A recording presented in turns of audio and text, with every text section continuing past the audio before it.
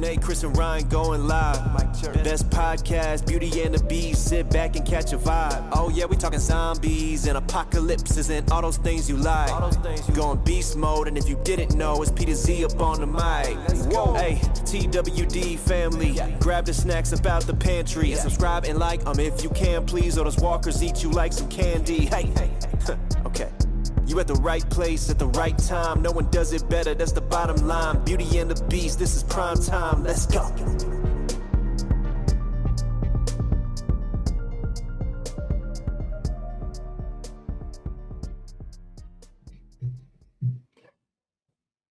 And we are back.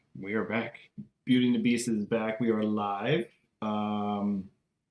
First off, obviously, let's introduce our guest tonight.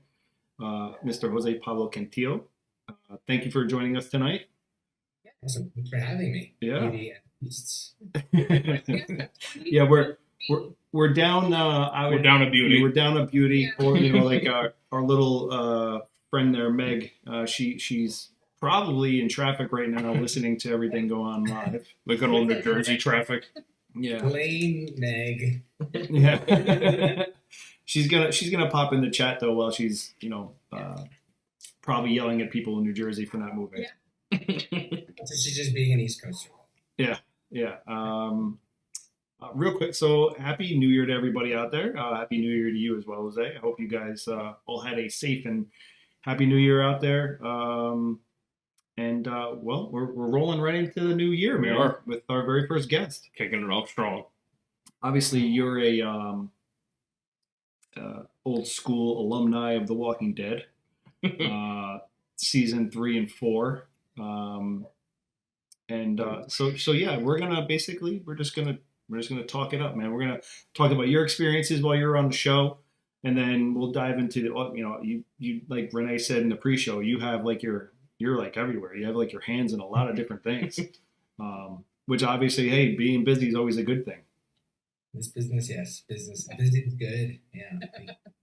So current. Thanks for having me as your first first guest. 23. Wow. I'm so flattered and honored. Absolutely. Oh, I mean, thank you for you devoting your time. I mean, we know your time is valuable, and we appreciate that. That's really nice. Well, am I? Maybe I didn't walk into this correctly. Am I the Beast? No. I mean, technically we are. But we'll make you an honorary beast. Yeah, you want to be a beast? You can be a beast for the show, sure. Yeah.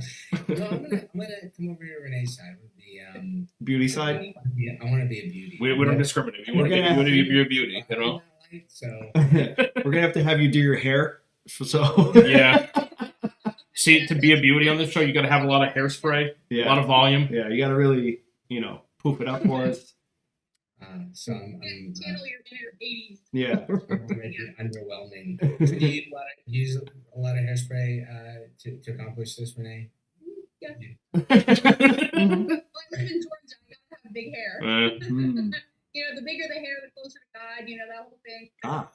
Southern Georgia. Do you go to the beauty salon? Is there a lot of gossip? Is that still happening? No, that's not kind of a thing anymore. It's not quite the small town thing anymore like that, unfortunately, because that would be fun. Yeah.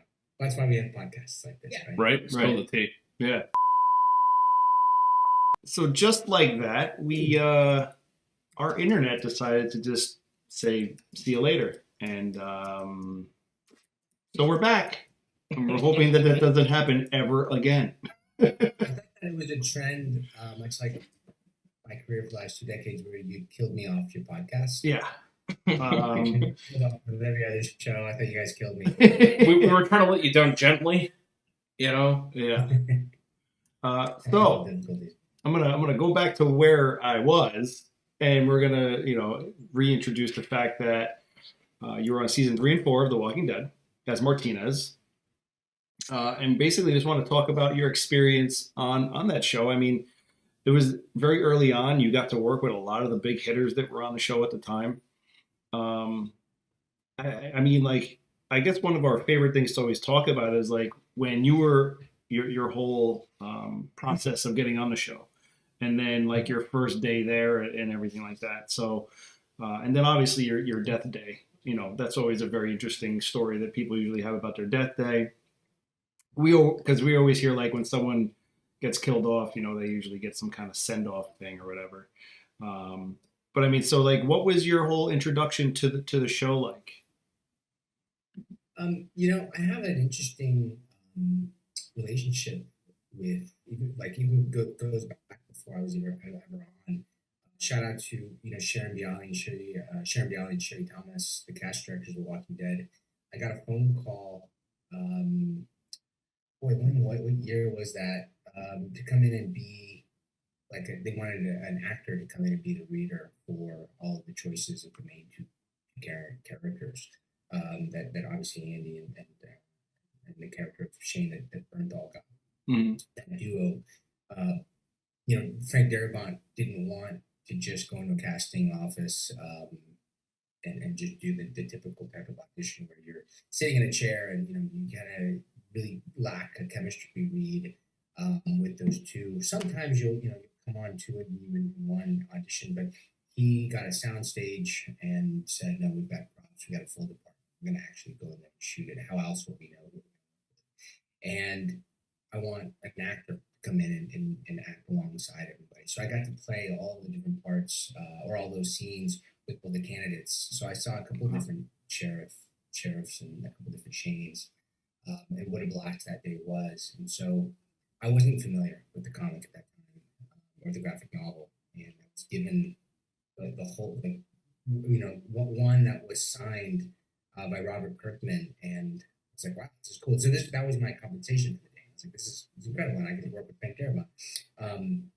But I was trying to read it in between and look through it, and he signed and made an inscription on it, and I had no idea at the time. I don't think anybody did, just what the phenomenon that Walking Dead was going to later become. I put it in the waiting room. By the end of the day, someone had nabbed it. Someone took it. So Robert Kirkman, if you're watching, please, I'd love the. So I actually knew I had a bit of a hunch who was going to get the roles prior to them getting them, but it's interesting that Andy Lincoln was not there that day. He did a self-tape in England and then came in and did something with Frank over the weekend. So that's where it started for me, and I should have stayed on that team's radar. And I was working on, I think, Sons and something else, and I came in, Sharon and Sherry, I've had a great relationship with for the last, 10, 15 years longer. They said, hey, there's a role that, as promised, we always keep in mind, and there was one coming up for season 3 of Martinez. The new showrunner, Glenn Mazzara, had gone and was talking to them, and I worked with him on, at that point, 2 or 3 shows already. So when Sharon and Sherry put together their mood board of who might be a good fit for these roles, she already had me on there, and he said, this is great. Glenn Mazzara, the showrunner, said that's who I was actually hoping to be able to get. So let's bring him in. I still have to earn it, still have to read it. AMC is very adamant about, going through the process. And so you get this long monologue. I think I may have brought, which, is a big taboo. You never bring props to an audition. It's kind of tacky, but I just couldn't resist. And I think I had a pair of pliers and a screwdriver, and it was kind of like sharpening a knife. It's what it felt like, So, and I had some gloves, and again, these are one of the stories where you say you don't break rules, and I'm so glad I did, because the character in the monologue was very threatening. It felt more like a scene that was written for the governor, and not so much.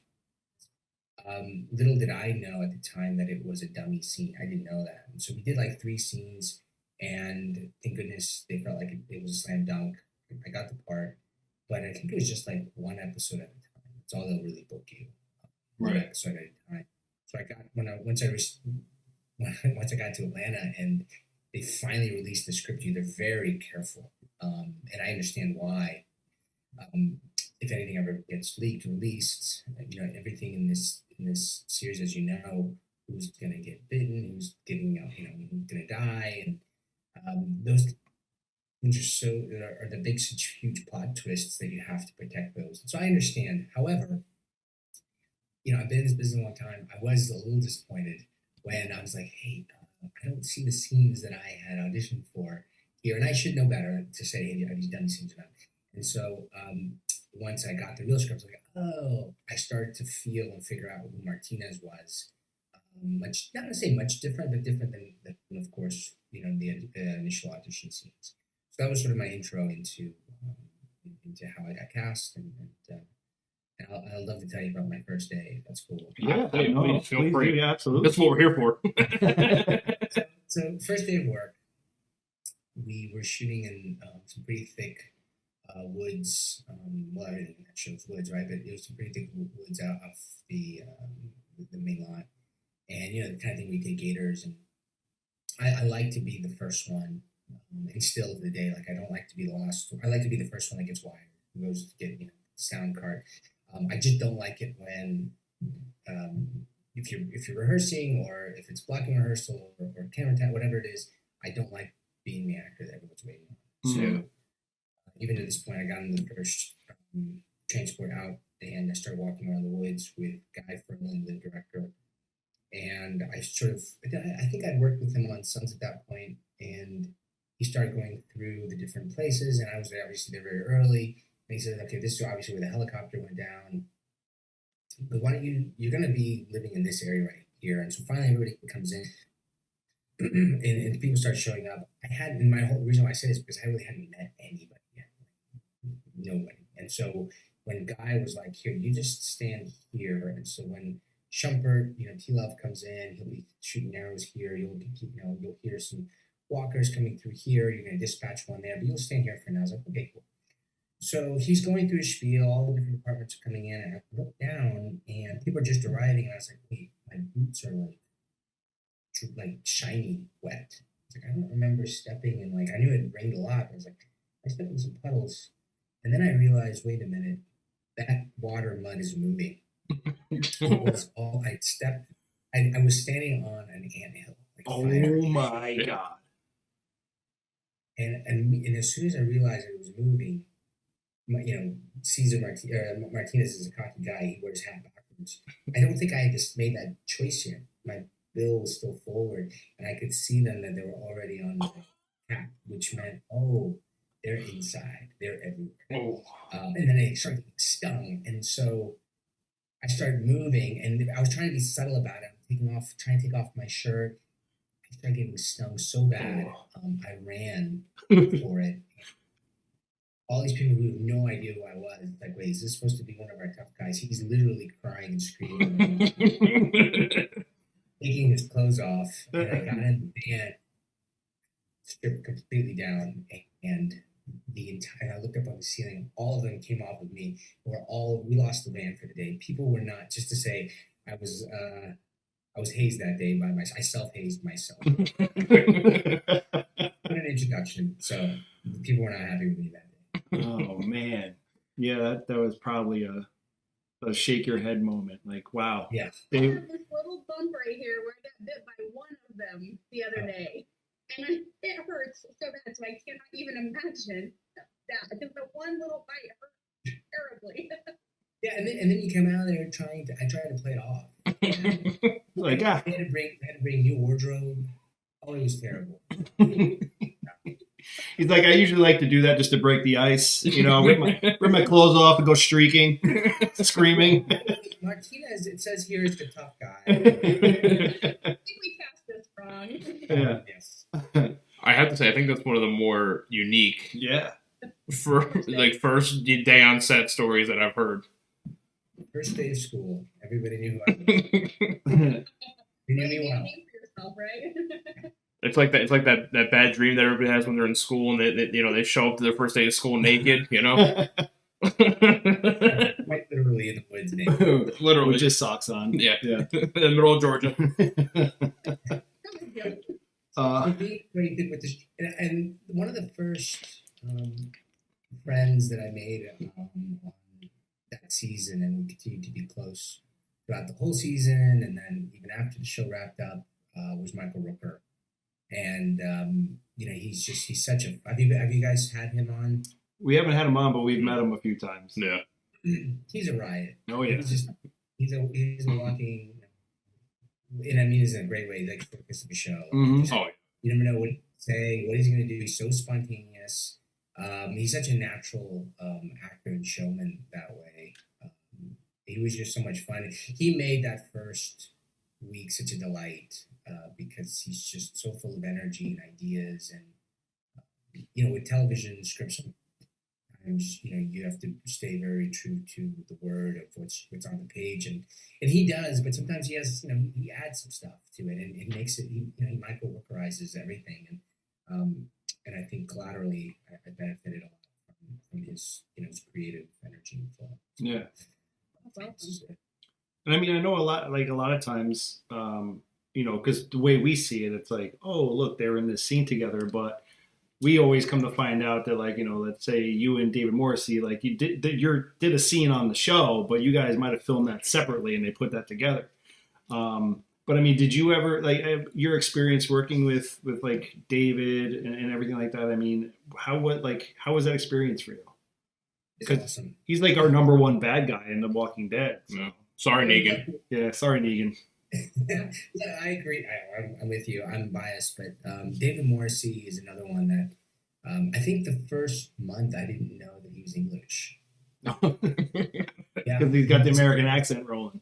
Yeah. Yep. And he was. I remember him. He was listening to it just the first couple of episodes, and I think he was. I don't want to say he's a method guy, but he did stay a little more quiet than he is. When I came to find out that he's a lovely guy and he's very talkative and very funny. He's just a lot of fun as well. I remember there was an episode, I think, when he had Lori Holden in the back of his pickup truck. Do you guys remember that? Mm-hmm. He runs you down. So he drives in. He's got her tied up in the back, and that scene he's supposed to put the window. He just kind of cracks the window down, and we just have a quick little exchange, and then he goes off. And David, he kept changing the position of the window so that when the camera was like, all right, let's get Jose up there, and I'm like, okay, here we go, ready. And then the car would pull up, and I'm tough with my MP5, and I would turn, and then I would be like this. And so then they're like, hold on a second, we lost Jose because the window was on right. Mm-hmm. And like, we need to get a half apple, and I just call myself half apple Jose. Let's go. We get another half apple box on there, and it's kind of ridiculous whenever you have to step on an apple box because you get acting tough, you get MP5, but you step up box, and then you can have the conversation at a high level.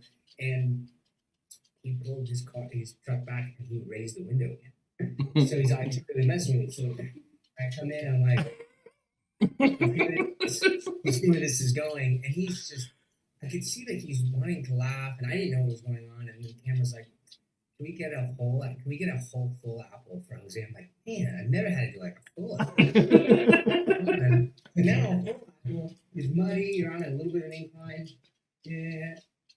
That up, and the window had finally gotten up a little higher, and now I could see where it was clean before, and I was like, wait a minute.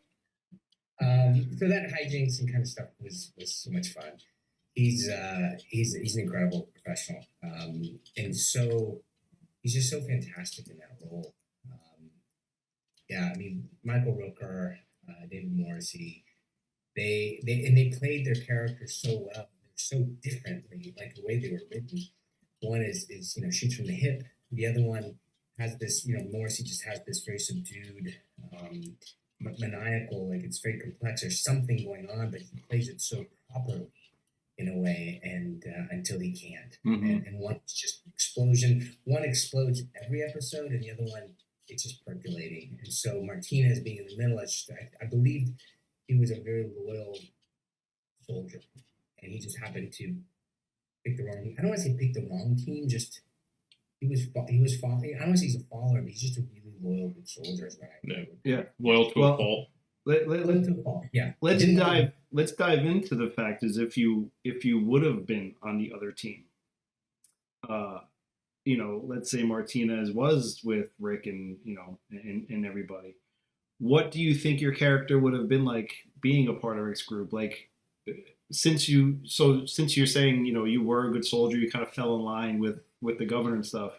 You think it would have been the same way as far as part of like one of Rick's main guys? Like Daryl was the right hand, you might have been the left. Yeah, it's interesting. I think that in that scene, I'm gonna take the clue from season 3 when Daryl and I share smoke. Mm-hmm. I think that if these two guys hadn't met under these circumstances, they would have been in a bar watching a game probably together somewhere and having a smoke there and gambling on something. So I feel like there would have been a good tandem 1-2 there with Daryl. I think we would have worked well together. On Woodbury's side, if you see like the way the team worked with T-Love, just get things done, no fluff. Mm-hmm. No extras. It's just everybody pulls and just does what they have to do. I think that's the way Martinez saw things and felt like even get a little off topic, but on topic. It just Woodbury had so much unnecessary, facade and fluff. That's something that Martinez never understood. Who that was really serving. It was making the citizens of Woodbury soft, which is why we're in this problem to begin with. And I feel like having been, if I could fantasize about having been on the other team, there wasn't really any of that. And it was about fortification, of your character and then of the whole. And I think that Martinez really would have, taken to that approach. Yeah. I think one of the common themes throughout the whole show is that they introduce a community. That community's been doing fine. It's been doing great until our quote unquote our group shows up, and then or people from our group show up, and then the heroes. Yeah, and then when you know it, that community falls to shit. It was like this running. It was always like a recurring theme. I'm like, this place was successful. Look at Alexandria. They show up. Next thing you know, Deanna gives Reg is dead. Deanna's dead. Come on, Rick. Yeah, we always talk about it, but I mean, everybody is the hero of their own story, right? I mean, we're getting it literally from Rick and his group's perspective, but from Woodbury's perspective, from the Commonwealth's perspective, Alexandria's perspective, everybody was doing fine. Everybody was doing their own thing, and they were the heroes of their own story. And then Rick's group came in, and all of a sudden things weren't so great. Great point. Rick bumps into another alpha male, and he's like, I gotta kill him. Well, there's that tribalism. Yep. Yeah.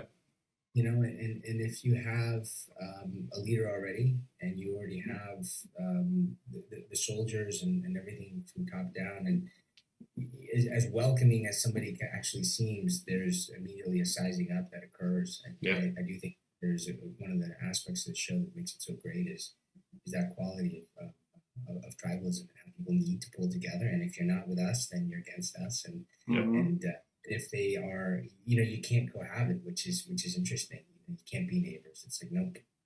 We're you're gonna take eventually from us and lead to our demise. And so in some ways, I think it makes sense that everything was fine until there's that disruption of another group that is well functioning and very effective gets introduced. I think there's a really great book. I'll text you after the name. It's called Tribe. I think Tribal. I think it's called Tribe, and everyone needs a purpose. And so if this other group gets introduced and I don't want to say conflicts with the purpose of one particular member or the whole in itself, then the dent to the sort of collective whole of the mental health of the collective whole gets thrown off balance, out of whack. And so I think it's not so much so it's a great observation, but I do think it is caused by the fact that it's a well-functioning group that gets introduced to this trial.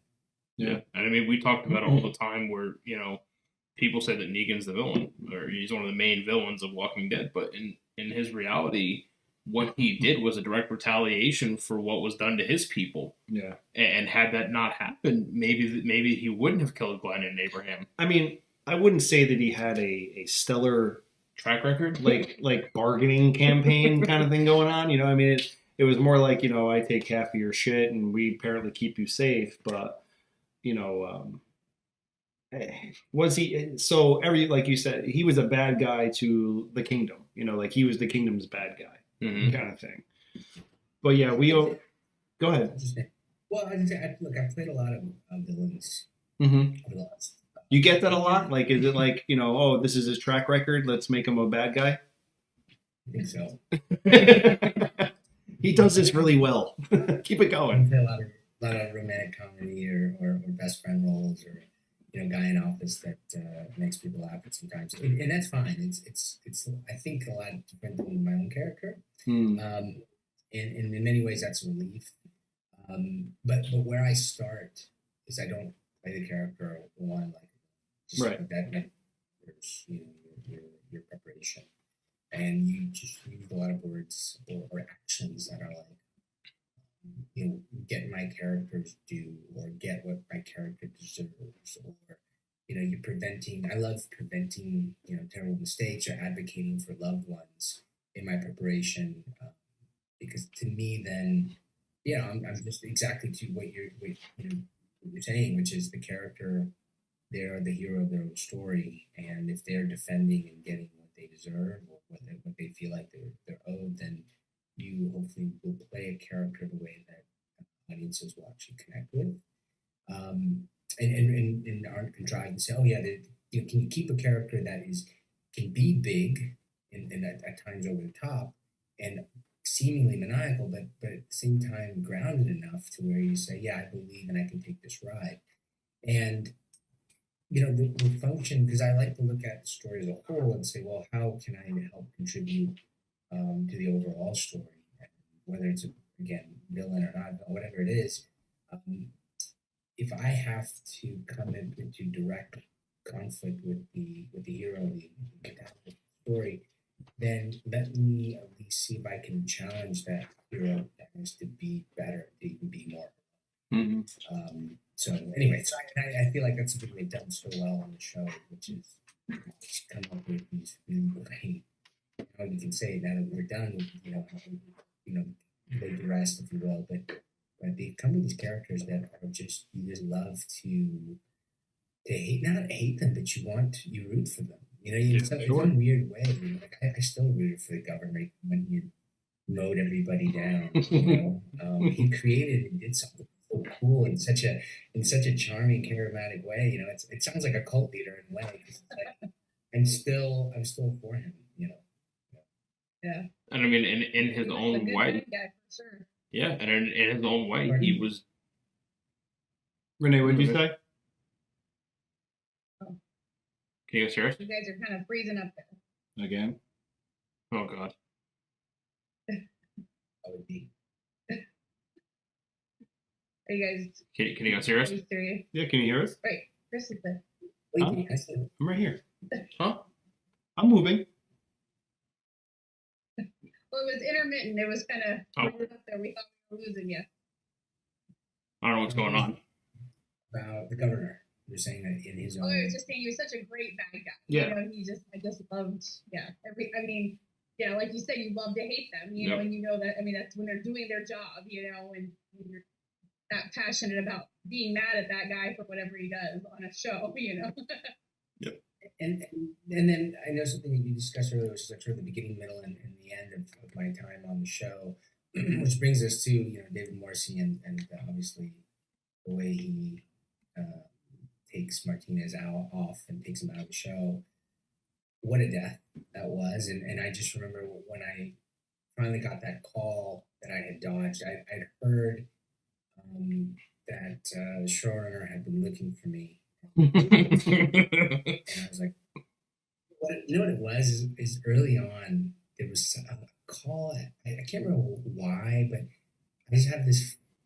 Whenever I get into a new production, I just log in all the numbers. If someone calls me from whatever department, I don't like to go through contact lists and program people's numbers in. If they call me, they contact me for the same purpose. Then I'm like, okay, writer's room, Mm-hmm.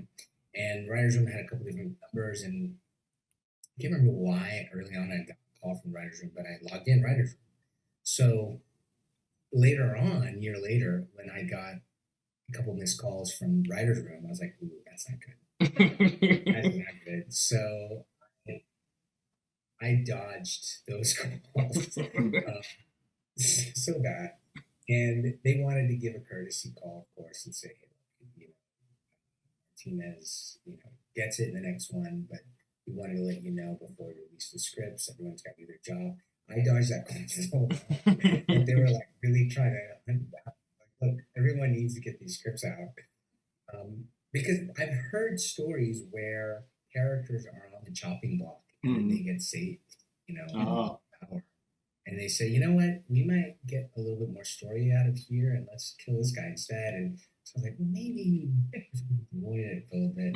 So I got a call that said, Martinez expires in the next episode. And it took me a moment to register because no one really ever says it that way. Right. No knock on them. It's just an interesting way to present it. It was very clinical. Like, he does expire, and I was like, oh, yeah.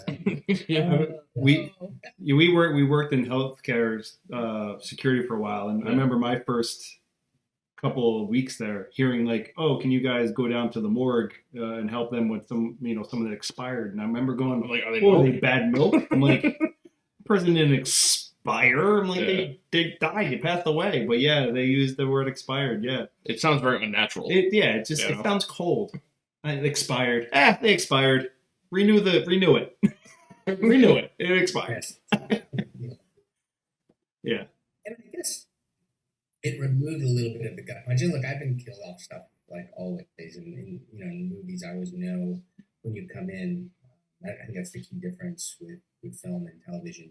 You know how a project's going to end, or your character's going to end, or at least how, if you make it to the end credits. And I was hoping to keep moving and keep going forward with this guy. I really I really rooted for Martinez and the fact that he had survived that massacre at the end of season 3, and I started thinking, I wonder if Martinez could, certain ways that he would survive on his own, because there's so many questions I have about the character that I had filled in, and I had a lot of story I wanted to contribute. And I just said, look, if the character is going to expire, make him go out with a bang. Like, what's something unique that we could do? And I was really excited with the way that Martinez went out. For the first time, so much about his past, and that he'd been married, and he had kids, that he was a real guy, that he was guarded down.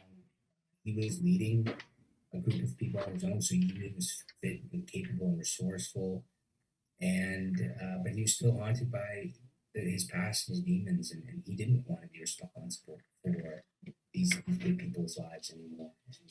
And maybe this version of the governor, Brian, who had showed up, is more like the friend that he puts. I think that they all start off as friends, and they watch each other's back, and then slowly more people banded together. Obviously, they didn't turn Woodbury on overnight, and I think that was the version of the character that bromance had sort of started, right? Which is those two really, and you could feel that until he said, let's go backwards then. Let's have this version of you take over, but this time take over and we'll build the clean version. Let's take out 2.0. Let's take out all of the stuff that led to the pitfall and demise of Blueberry 1, which was growing.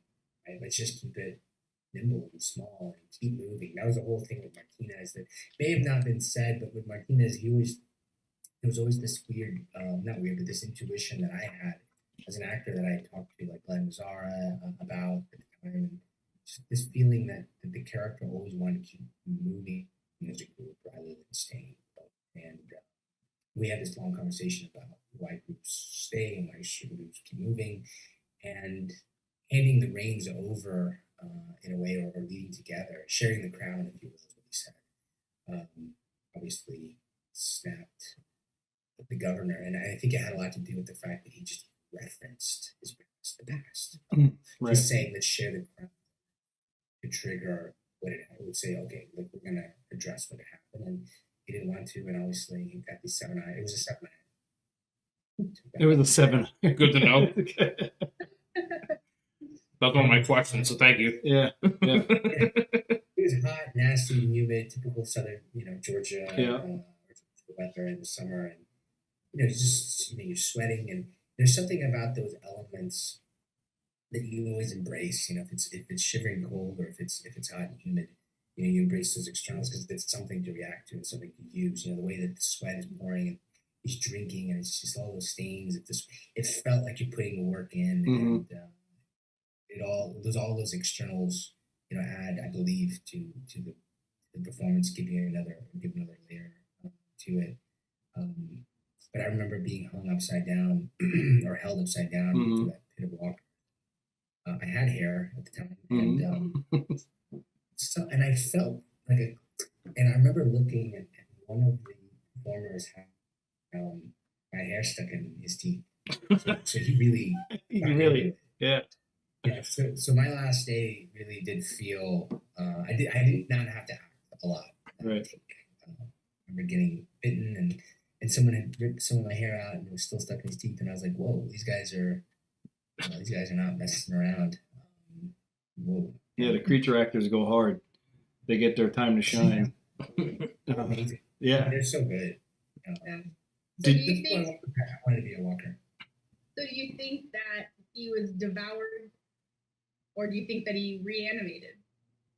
No, not devoured. The brainstem, from what I understand, is once that's gone, it's gone. Yeah. And since he fed me, you know, head first. Yeah. I was hoping to be reanimated. Well, that's always so cool. I would think if I was in the show, I want to reanimate. Right, and it's interesting. I think you would fit in. Your jargon is right on. You can expire and then you can reanimate. So it's always cool to see a character. You know, talking so much. I'm curious. What are your favorite deaths? Ooh. The Governor's one for me. Yeah, Governor's was good. I mean, so you've read the comics, you went through all the comics and everything like that. So I mean, you know, his death in the comic was tenfold worse than what he got on the show. But yeah, the Governor's is one of my favorite. I mean, look, I'm gonna get a lot of hate for this. I'm gonna get so much hate for this. But Glenn's death. Just because I was such a hardcore. Well, it was a hardcore comic death. You know, and there's things like that you need to stay true to. You know, I mean, they've been able to diverge and divert and save people until, you know, whatever, or people that should have died haven't died. So I felt like that one really needed to happen, though, because it's just so iconic. Yeah. And I feel like not only that, but it was Glenn's death was also something that was kind of unspoken between Maggie and Daryl. And it was like this weight on Daryl's shoulder. Yeah. And like he didn't want to address it. I mean, that went on for 5 seasons, you know, 5 seasons. Yeah. And until they finally, until literally, you know, they addressed it in the final season. And so it's been one of this ongoing kind of like awkward things between them that neither one really knew how to approach it until Maggie was like, you know, I don't blame you. You know what I mean? And then like, you know, he was absolved of it. So it was kind of like this really cool loose end that was tied up very nicely at the end. It's amazing they held on to that. Yeah. I Meg. think Lori's death was Lori's death for me was one. And I know Meg had mentioned that too. Wait, where's Anthony?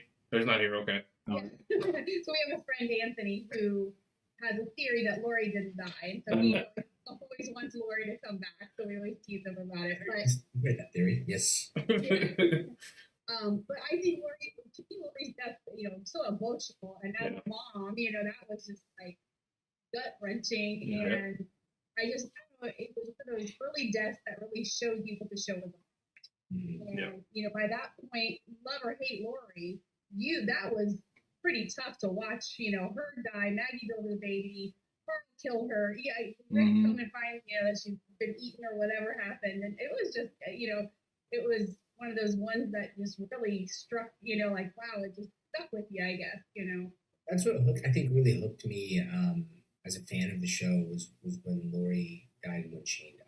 I think those were the two ones that I think stick out as difficult because they're at the beginning and you kind of feel like the OG crew. You didn't realize just the tone of the show just yet, that anybody could go at any time. Yeah. That's like with Sophia too. I was just gonna say, mine was Sophia. That was one of the hardest pills to swallow. You know? Well, I mean, we all, I think collectively as a fan base, we all knew that she was not making it. But that reveal, that slow motion reveal of her coming out of the barn and just seeing it and seeing the heartbreak on Carol's face, and I think was it Daryl that held her back. I think, you know what I mean. And you see that, and kind of to your point that they weren't afraid to kill characters. Yeah. I mean, here is a little girl who, for all intents and purposes, her father was a physically abusive douchebag. And, and this was kind of Carol's last piece of her old life. And I think that Sophia's death was symbolic because it was really that last piece that needed to die before Carol could kind of take back her own life. And that sucks to say as a mother, because I couldn't, I have nephews. I couldn't imagine losing my nephews. That would kill me. But I think that's the step she needed to take to kind of move on from that part of her life. As hard and difficult as that is, I think that was very symbolic for her. That's how you respect that world, not just the walkers, but just how extreme everything can become. There was no earning a death or earning a life. And if a character had been already, like as you put, just tortured so much and had already tragic and deserved, a sort of a second act or a third act to their life with a character, and then it didn't get necessarily that chance to arc, it just really made it even more tragic, but also just, hey, no one is safe. That was always the thing. Like, we used to talk about, like, who do you think is safe? Like, that was always a fun way to we used to say Carl's safe. We used to always say, everybody thought Carl was safe. Yeah. See, and so the minute that the blogs and and I think everyone listens and they know what the fans are saying and that they start saying, well, Carl is safe. No one is safe. And that's what makes it so bad. And obviously Game of Thrones, that's the one where I just have never seen a show, and still to this point, that does that makes these characters that are so valued and fan favorites. It's their time. I think I give a lot of credit to the show, the writers, and because I don't, I know that they have characters that they want to continue to write for, that they can't. They have to take the Band-Aid off and rip it off, and that's hard. I think that's really hard. I think that's I give them a lot of credit and respect for that. Yeah, I mean they caught a lot of flack after killing Glenn. I mean, so much flack that the seasons after that they really toned it down. Like, I mean, and I mean, you literally saw it happen on during the show. Right in front of you. It's like, wow, the deaths really became, besides like some of the gory walker attacks or whatever. Which you can't really turn the gore down on because it's a pile on attack kind of thing. But even with Spencer's death, where he's basically gutted like a fish. Yeah, but I mean it was just like, and all they showed was like a quick glimpse of the guts, and then that was it. But meanwhile, in the comic books, I mean everything goes spilling out. Yeah, I mean he literally loses everything. Yeah. And he kind of holds it together, and he's like holding it in, and he like collapses, and it's like, but in the comics, it was, I mean, blood and guts and stomach everywhere. To your point. Yeah, so they did like Noah. Noah was pretty gruesome. Yeah, that's true. And then to watch, I think that one was before Glenn, but to watch Glenn's reaction to that was But yeah. They played it very safe, and I mean, even in the finale, I mean, as much as I don't want my favorite characters to die, it's like they killed one major in the finale, and it was just, this is an apocalypse, people. So, I do want to throw, Tiffany said that one of the worst deaths for her was Herschel, and I can agree with that too. That's what I was thinking, Herschel. Yeah. That was heartbreaking. Brutal. Yeah. And I knew about that one because I didn't come in to watch until late. Like, I didn't start watching, it was like in the middle of season 3, and so but I had already seen spoiler. Like, I didn't know what to really watch the show, but I already read this, so I kept anticipating his death. Like, oh, this is it. Oh, this is it. I was like, oh yeah, I didn't see that. That was not where I expected it. How I expected it to happen. Yeah. Yeah, the way it happened. Yeah. That one took everyone's breath away. Just reading it, I remember. Oh, for sure. Yep. Everyone came out to watch. Mm-hmm. Yeah. And everyone loved May Recipe. Everyone loved him. Sure. Oh, yeah. It's one of the last autographs I've ever gotten is Yeah. Scott Wilson's. Yeah, we both have the Herschel Funko Pop with he's missing the leg. Yep. You know. Yeah.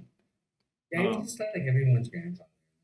He had just such a wonderful, warm, caring spirit, and such a great character, and obviously a legend. And the work that he had done longer even before he came on in The Walking Dead. But his send off was very special. Everybody's one, but Scott's in particular. Did anybody for your death day? Did you have anybody come up to you or anything? Nobody. Everyone walked away. And you're like, hey, he's in the pit. I may have gotten a thumbs up or two. And Yeah. No. You're doing great, pal. You're doing great. Yeah, just gargle a little bit more. You're fine. Oh gosh. Yeah, I remember they kept spraying. What is it? Sunscreen. They spray a lot of stuff because they wanted to keep it shiny. Right? Mm-hmm. When they used to call it sexy dirt. That was the only one. Sexy dirt. Unless you got the special effects makeup. Right? And so I was hanging upside down, and they sprayed, and I started inhaling those fumes, and I got so lightheaded. Why would you ever test that, right? Being held upside down, and then all the blood is rushing your head, and then you spray it up. And I got so it's a little foggy at the end when I finally got my send off. But I do remember that it was a big company move after that, and you do have to get in a hurry, and you have to, you're losing light. Yeah. And the crew it was very sweet. Everybody in the crew, everybody in the department came over and congratulated me and wished me well, and I had such well wishing and warm things, and it was very moving because I know, having produced as well, not at that level, but how important every minute is. So Yeah. Very nice. So John Bernthal has his own podcast, Mm-hmm. and he recently had Daryl Dixon on, and they were talking, and I posted a quick snippet of it, but they were talking how everybody in the beginning, they weren't popular, they weren't big time actors at the time when this show came out. Half of them had no idea what this show was about. I'm pretty sure that Norman said everyone's agents told them don't go and take this show kind of thing, and so yeah, it's just to see what a cultural sensation it's become for the people who have followed it from the beginning, people who jumped in midway. It's just it's a world that really you gravitated to it if it was your thing, and you're, even though you haven't been on the show for years, but the fact that the people that are here because of you being on the show and they're a fan of yours, you know what I mean? It's just crazy, how it, how loved and how much love the TWD family has for the people who've been on the show. So yeah, this is it's so unique and gratifying, because I've been very lucky and blessed in my career to have been in some pretty big titles and big productions. But what's so unique about The Walking Dead is the fandom and the conventions, and it keeps work that little details that you feel like were worth they're worth it to you, and you put them in because it's it hooks you to the material and the work. But fans, they notice those things, and then when you go to conventions and panels and you speak about it, or you get questions, and it just keeps all of that work alive in a way that I don't think any other show I've ever been part of has accomplished. And so because of it, it's also kept relationships. Usually there's a bunch of relationships that come and go, and then they're gone, and friendships that have lasted well beyond the production. Right. And then you have a relationship with these fans, and you start geeking out because we're fans of the show as well. And again, it keeps all that work alive and purposeful. And so for that reason, I think you guys for for them keeping all of this going. And what's interesting too is because like during the pandemic and streaming, it's really something. Yeah. Because now all of a sudden everything exists in one, streaming world, Mm-hmm. and I think this show didn't need that like revitalization or kick or binge at all, of viewers. But I do think that there's a large segment of the population that found it because they could, because of streaming, and Yeah. that's also pretty phenomenal. But not to the point where people continue to celebrate it and say, "Hey, what's going to happen? Or what could happen?" So, is there anything from? I was interested to hear. Like, is there anything from the graphic novels of it, like a scene that was not explored in the show that you all were always hoping and wish that would play out I mean, for me, the flash forward at the end, that's what I really wanted to see. And I know that we couldn't get, Carl narrating it because, RIP, but they could have very easily have done Judith or RJ. And I mean, if they had done a 20-year time jump at that point, Judith would have probably been close to 30. You know what I mean? RJ probably would have been in his early to mid 20s. And it could have very easily been done. And I think it would have been very satisfying that this whole thing has actually not been us seeing it firsthand, but what it has been is them retelling the story. It's a good thing. Yeah. Yeah, and that's how it was in the comics. Yeah, I think just because of the spin-offs, they couldn't do that. Yeah. We don't know what's going to happen in those spin-offs. So if you show Negan or Maggie or someone, like, well, how did they get, and we don't know what's happening in the spin-off and how long that's going to run. But I know a lot of fans have said that they could have seen that. I mean, I think it could have been done very easily in the sense that it could have been, let's say Judith, for example, it could have been her sitting around a fire and maybe she's telling her kids. And that's all you would have to see is her and like maybe a kid or two kids or three kids, whatever it is, sitting around the fire and her telling the story and her say, and that's the story of my family. And then, and then it ends. And it's like, what, it gives you that emotional ending. It kind of puts a nice little ribbon on top and then closes it out. The community, like a pan out with the community thriving kind of thing. Yeah, exactly. Like you see people working in the field or something. And especially because the spinoff now, they're not really taking place as far as what I've seen. They're not having anything to do with Alexandria or the Commonwealth. I mean, of course, things could change in the future, but right now, I mean, it's Daryl's in Paris, and then we have Negan and Maggie in New York City, and then so I don't know. I think it could have very easily been done in a general enough sense that you didn't have to expose anything that would have limited what you could do for spinoffs. You know what I mean? I get what you're saying, like where if you show everybody like Negan or Maggie and they're all together and she's telling and Judith's telling a story, then it limits what you can do in the future because you're kind of narrowing it down, but you don't have to do that necessarily. Yeah, no, I get it.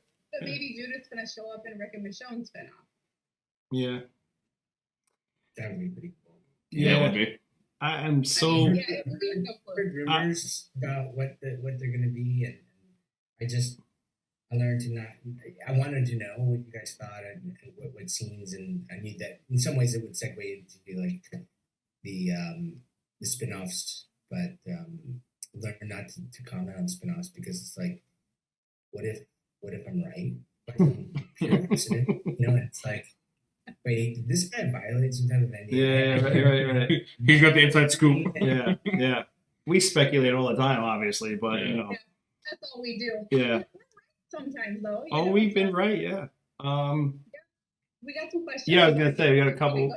Renee basically want to say that she met you at her first. Not this Renee, another Renee. Oh yeah, Renee. I think she goes by the what's her thing on Twitter? It's an I. Something. I can't remember her Twitter handle. But I know it's something with an I. She said, I met Jose at my first Walker Stalker con in Boston 2014, and he pulled me into a Nerf gun fight against Travis Love. He even signed a Nerf, so very cool. Thank you, Renee. She got my back. Yeah, we used to. They outlawed and banned Nerf blasters and darts. We don't call them guns and bullets. Right. They are blasters we used to pull a lot of fans into it's either get hit and become a crossfire, or you get recruited and grab a blaster and join the fight. And we had so much fun running around the convention halls, just always blasting each other. It was so much fun. And then Nerf, I think, was a sponsor at one point, and then they pulled or they banned all Nerf from any convention.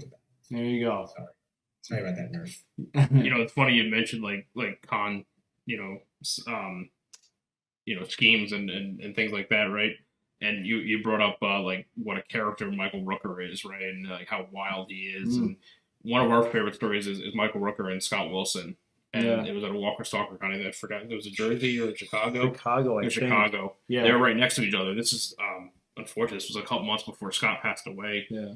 And so Scott was signing our Funko Pops, and no, it was Jersey. Was Jersey? Yeah, Chicago, he wasn't there. You're right. It was a Jersey. Yeah. And so Michael Rooker had a couple empty water bottles, and he was taking them. And as Scott's trying to sign, Michael was throwing them at him.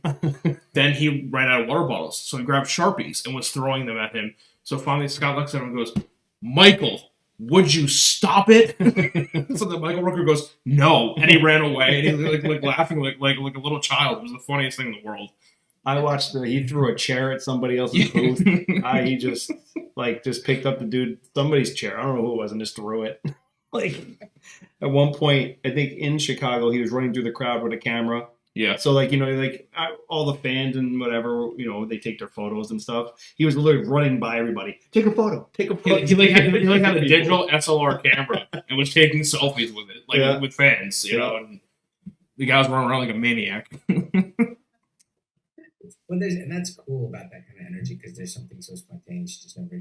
That's what makes him fun and love. You want to watch it. Mm-hmm. And I think that's what's so hireable and castable for directors, because he's going to lift a character off the page, no matter how well developed it is already. But he's going to do a final touch on it. And I remember Rooker used to walk around and always say, "Merle's for Merle." And that's it. But now Merle is for Merle, and I was like, oh, I see. This is part of his. I get it. I'm like, oh no, I got it. Like, if you get a chance, you will take Martinez out. It's like, Merle's for Merle. He's like, no, but Merle's for Merle. Like, he's very funny. Yeah. Yeah, and there's a bigger part. That's the context of it. Out of context, there's a bigger story there, particularly when he gets taken out. And that was a big death. Yeah. Mm-hmm. It was huge. That was hard. Yeah. And I because between you and me, I feel like in the pilot, I thought he really stole the show with him being up on that rooftop. Mm-hmm. He delivers that. I was like, wait, who is this guy? Yeah. Rooker? I was like, holy cow, he's so good in that, when he gets chained up to the roof and he cuts his own arm off. He's just, the way he delivers that, what's the word for it? Like, he's just, I don't want to say he's gone, but that animal that's being trapped, and will stop at, nothing. And they're very much probably where it started, that Merle is for Merle type of thing. And he's like, government would kill me. You tell me, there's no way, come on, government's not going to take me out. And it's like, how do you kill Earl? Like, that's like, who could get him? Like, he's such a survivor, and I was not supposed to be in that episode. And Rooker called me. I was here in LA, and I was over out in LA, and he was like, you need to, will you come? Like, he's like, I told him, like, no. Martinez would like beat me up a little. And then I'll be okay with the government getting me out. And I was like, that's really flattering. Sure, That's cool. I'll come kick you around a little. Happily. Yeah, I'll come in. So I flew in just to, like, they put a pad on and like literally just kick him in the ribs a couple times and rough him up. And that was out of love. Right? It was out of love. You requested for me to do that. And I said, I'll stop what I'm doing and I will fly into Atlanta right now and come kick you. After kicking him, I'm doing this for you, damn it! I love you, man. And start kicking him more. There was a lot of tears. Yeah, a lot of tears. But that was an emotional one for sure for everybody. Everybody loved him. He was just so much fun. Yeah. Anyway. Another character that you love to hate. Yeah. Yep. He I love this next spin-off, actually. I'd love to see a Merle pre. oh my god, yeah, like a Daryl and Daryl Merle prior. Oh, I would love that. So I mean, so you followed the show to the end, obviously, right? I mean, I think we need some catching up. Yeah. Again. Well, you've been very busy, but I mean, so it's usually some people just after they're done with the show, they're done with it. But as far as like they have Tales of the Walking Dead and stuff like that. I mean, if they were to ever approach you and be like, "Hey, we want to do a storyline, a one-off on your story prior to meeting the governor and Alexandria and all that stuff and everything," I mean, would you be all in on it or? I would collaborate. I would love to collaborate with them and tell them what I feel because I literally pulled this out. What I feel. What are the missing chunks and blind spots of Martinez that. Yeah. Yes, March 24th through the 26th in Gatlinburg. Okay. Pigeon Forge. I can't believe I've been invited, and I'm so excited to attend. And thank you, Mike. Yeah. Having me, Mike, and I like Jose Keenan and Beazts for the way that they run. They're so cute, so much fun. But thank you for having me, and I'm really excited to attend. March Yeah, 24th. that'd be fun. I'm going to try my best to be there because I have never been to Tennessee. My grandmother's from Tennessee, so I would love to be there and experience it. So, Yeah. Yeah. I unfortunately, you guys know, I won't be able to make it. I'll Yeah. be attending a very important event. It's my parents My parents are going to be celebrating their 60th wedding anniversary. Ooh. Wow. Yeah, 60 years. man, 6 decades. Yeah, and it's the same weekend as the show. So, but That's really important. My Yeah. folks, they will have their 50th this year in That's North awesome. Carolina. yeah, Yeah. yeah. I love that area. I want to get to know Tennessee and North Carolina, and obviously even parts of like northern Georgia. Mhm. That's beautiful. Yeah, it's so Yeah. beautiful. Yeah. So, yeah, but you guys will you'll be Yep, there. we're doing the MC. Yep, so Yep. we'll do the panels. There'll be some of us, maybe all of us, at least three, maybe three of us, maybe one. I don't know. We don't know yet. But we'll be there somehow, So yeah, we'll be doing all the panels and things. So Yeah. And I mean, So, and obviously, if we can arrange to have you at the other event, we'll all be there for that for sure. Mm. So The other event. yeah, that event called the camp. Mm. Yeah. So yeah, we're gonna get those wheels in motion for you.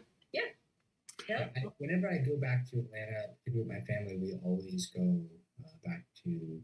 I still say Sonoya, to Sonoya, and Peachtree City, and Mhm. and Yep. Beautiful. my kids are they're fans. They're fans. Mhm. So we go and we hit all of the shops, and so we'll be there. We're going to be coming back in the spring and in the summer again. So Awesome. How do your kids react to you having been on the show with them being fans? Are they just kind of like, whatever, Do they like nerd out over it, or do they just not care? that's a good question. I insulated them from anything I was in for so long that I just like if you walk around my place, they didn't really know I was an actor, right? Because everything I did was so adult, and mature in the subject matter that both my daughters they just didn't watch any of it. We don't have any movie posters up or anything up, and I always just kind of kept everything separate. And obviously auditions and everything shoots outside of California. I mean, I moved to California, of course, nothing shoots in California anymore. But I've been very lucky. I've shot some good projects. I should say is a majority, it seems like in the last 10 years, has always puts me outside of California. So I'll never forget when my littlest, my youngest one, at the time I was producing, like I also work on game shows and stuff. Like I write game shows. And I was just able to do this kind of thing even before it was hit. Like I would Skype into sets and meetings and stuff. And so then I would go and play with her, and she was a toddler. I think she was like 4 or 5 at the time. And I remember we were like wrestling. I was teaching her something, and she just said, "Hey, Daddy, do you know what you're gonna be when you grow up?" Aw. And I was like, I was moved and then kind of slightly ashamed at the same time. Like my kid thinks I'm a vagabond that I don't have a real job. But no, they it's interesting. Because they're girls, I feel like, or they're daughters, they want to nurture and protect their dad. So they always ask if they're gonna watch something that I happen to be in. Um, they want the spoiler. They want to know if I'm gonna die. They Mhm. want to know when. And they close their eyes and they, even as adults, they just fast forward if they don't want to watch it. See, and if they happen to catch it, they come over, they give me hugs, and they feel really bad. Yeah. That's But normal. they don't like geek out. They ask me a lot of questions that are great questions actually about how we accomplished that particular stunt or that scene or what was that actor like. So I guess I don't want to call it kind of geeky, but it's fun to be in something that your kids think is neat and cool. Yeah. Yeah. Especially when they're teenagers, because we're lame, and so I start to get into that camp of like being lame and like just drop us off real quick and don't get out of the car kind of thing. Mhm. And then like I coached my daughter's tennis team, high school, and I was like, hey, are you sure you want me to coach? Because you're a freshman and most times you're gonna have to see me on your campus. And she's like, oh my gosh, I made a huge mistake. And when some of the players and their families started to realize who I was in terms of Walking Dead, particularly, then she thought it was cool again. So it's definitely helped me stay relevant to my kids, and they let me get out of the car every now and again.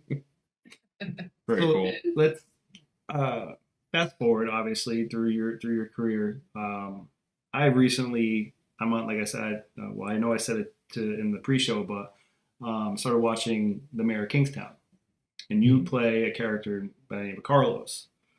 Um, Working with a Taylor Sheridan, who is just he's blown up. I mean, the guy's got he's got what, 5, I think, different shows out right now, and the cast that he's able to bring on and assemble for each show.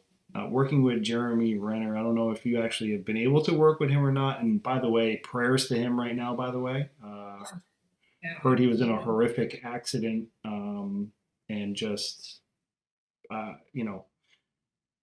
prayers that he, from what I understand, is a leg injury, and just praying that he's gonna be okay.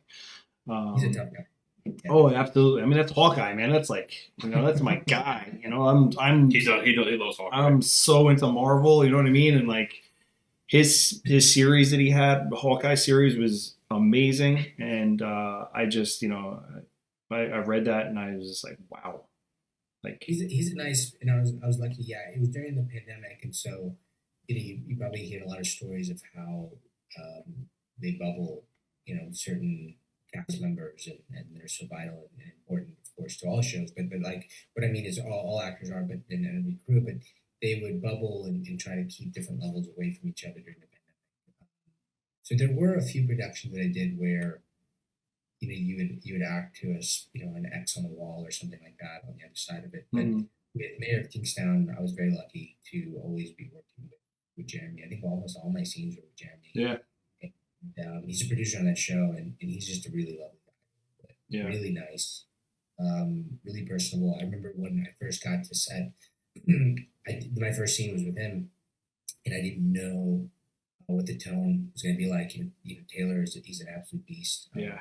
But he's very quick. He's fast. He shoots fast, and he's the kind of, I think it's almost like a baseball pitching mentality. There's a lot of directors out there. If you don't hear from them, it's a good thing. Mm-hmm. You're doing your job. And so I heard very little from Taylor, which means, hey, I think I'm doing my job. And after that first scene I had with Jeremy, I was like, oh, maybe he's just not a chatty guy. I was pleasantly wrong. After we finished our first scene, we just literally sat down on the sidewalk on the curb outside, and we caught up and we got to know each other. And he's very personable, and he has that kind of chemistry with everybody. I mean, everybody in the crew loves him. He's just a really great guy to be around, and of course it informs and helps the scenes. Mhm. In the work, you can tell like he loves what he does. Yeah. And a lot of the actors on the shows too kind of cross over. You know what I mean? Like I've noticed like that the actors kind of intermingle between the shows. Sure. You know, I mean, like with that opportunity, if they're like, hey, you want to, I don't know, hop on to Yellowstone or something like that, or 1923 or something. I mean, Okay, so I'd love to do one a western, and then which I've never had a chance to do a western and two a period piece. I love period pieces. I've been so obsessed with them.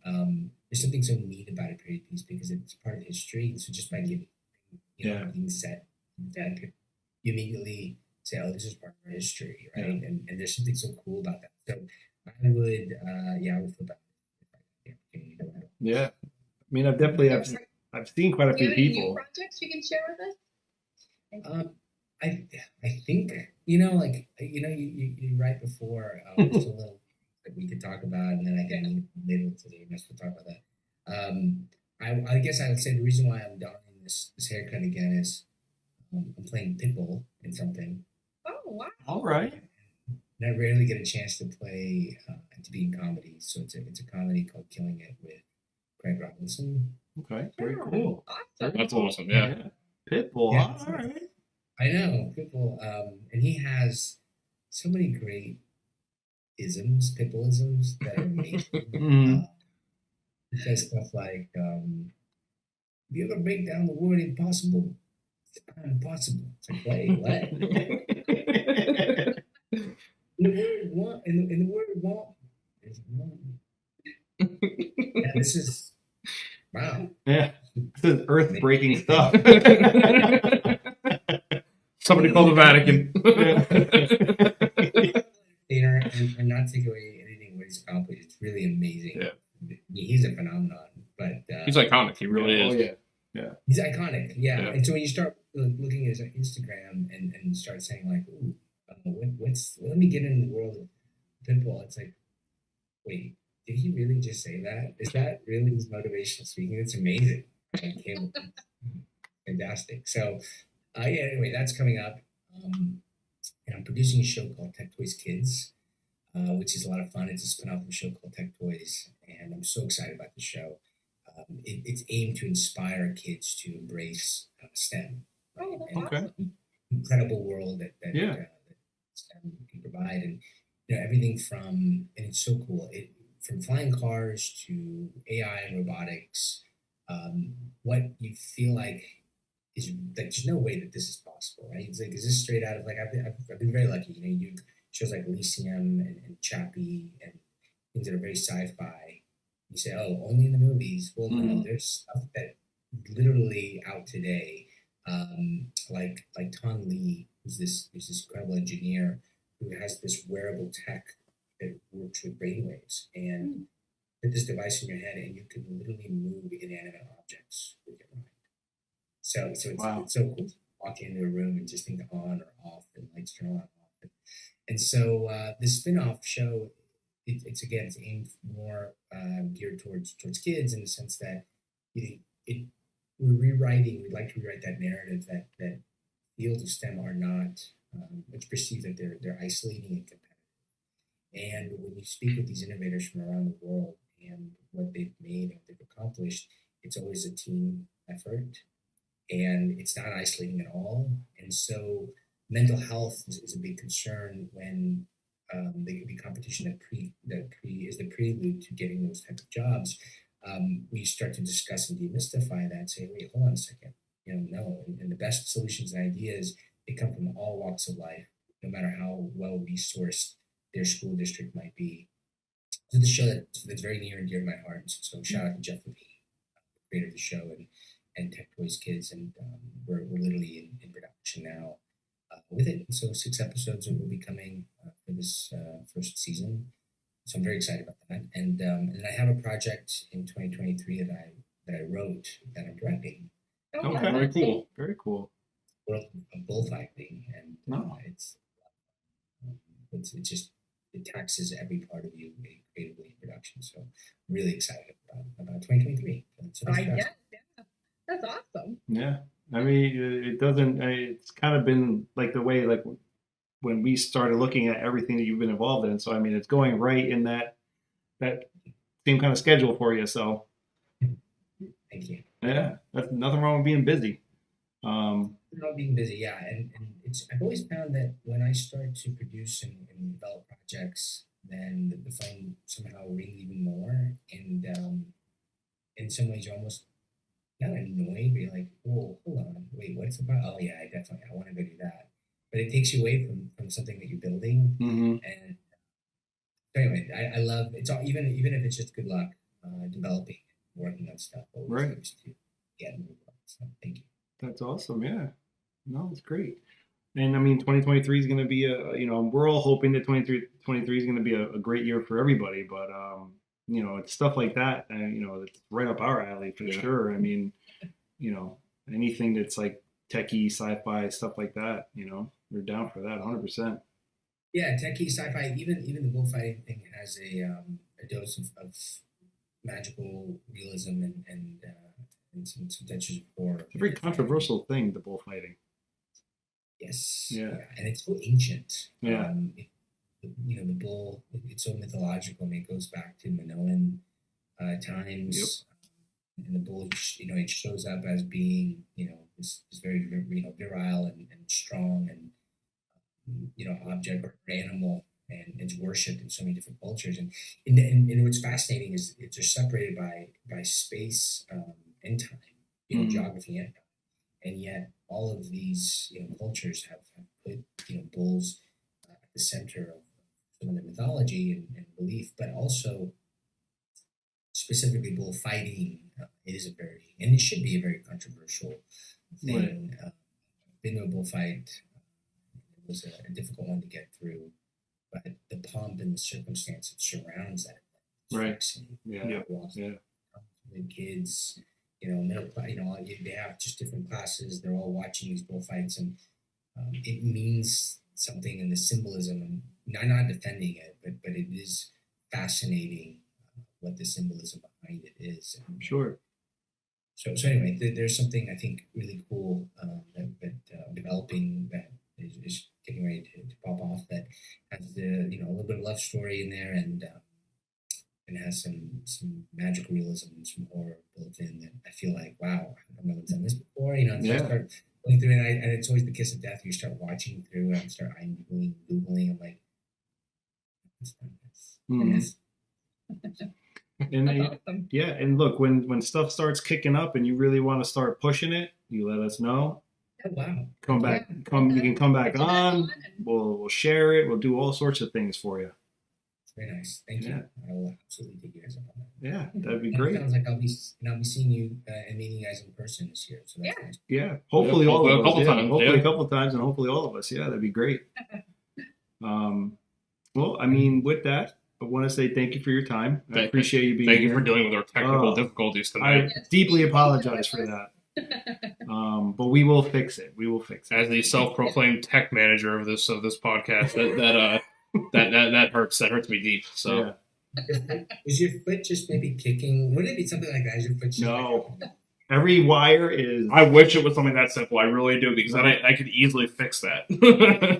When we first started doing this, it was quite the ordeal. Yeah. But even though technology's gotten better and the setup is a lot easier than it ever has been, dealing with some of the apps you got to use and all the systems that need to be operating and running, and then All the specific settings. obviously your internet needs to be, stressful? because this is our biggest fear every show. Yeah. Like, What's You know. gonna happen? yeah, well, exactly. But thank you for everybody in the chat sticking with us and hanging out. Yep. And Jose, thank you for hanging out with us. Yeah. I apologize again for that. Yeah. You guys do a great job. I love your questions and your discussions, and sometimes I feel like I was long-winded with things, but No. thank you for hanging No, out. we love it. Yeah. Jose, the longer you talk, the less we have to. I'm very okay with that. And like Tiffany was in the chat, and earlier when we were talking, and Tiffany was in the chat, and she's like, no, let them keep talking. I love it. Yeah. Yeah. Yeah. So People listening love to hear the story. yeah. So you were just great. Well, thank you for your questions and your time and your attention. I think you guys do a great job. And look, there's certain things that are completely out of our control. So Yeah. Well, I appreciate understanding. Renee says thank you, best of luck, and we look forward to supporting you in all your endeavors. So Absolutely. nice, and let her know that we will resurrect the next Nerf club. yeah. Well, the good news is if you're able to come to the camp, In you May, can yeah. you can do the Survive the Night that they have there. Yeah. And that's laser tag, I believe. So Oh, awesome! Sign Yeah. up, I'm in. yeah. Yep. So we're gonna get you connected with the people at the Yeah. camp. You'll I'll talk get you hooked up to with Casey. Casey. Yep. Did we start And, planning that now in terms of I want to have certain trigger people who are really good on blasters who have good night vision. Sure. You start planning it. That'll be great. Yeah, That'd be you can great. build your own team. Yeah. Yeah, I want to get some drones up in the air, some night vision, and some plans. All right. My man's intense. I like it. Bring Let's it. go for it. I want to win. They No will. idea. Very nice. Covered in mud, dirt, and ants. I bet. We'll make sure there's no ants. I Yeah. can't promise anything else. Yeah. No fire ants. Don't worry. Yeah, no fire ants. Yeah. I'll hold you to that. Thank you guys again. I look forward to seeing you guys, and I wish you guys an amazing 2023. Thank you. Same Thank to you you. as well. Same to you. Have a good night, sir. Thank you. Guys. Good night, everybody. We'll see you soon. Yeah. We'll be back maybe next week. We're lining up more guests as we go. Yep. So thank you guys once again for hanging in there with us. We appreciate it. And that's it. Yeah. Peace out, everybody. Hey, Renee, Chris, and Ryan going live.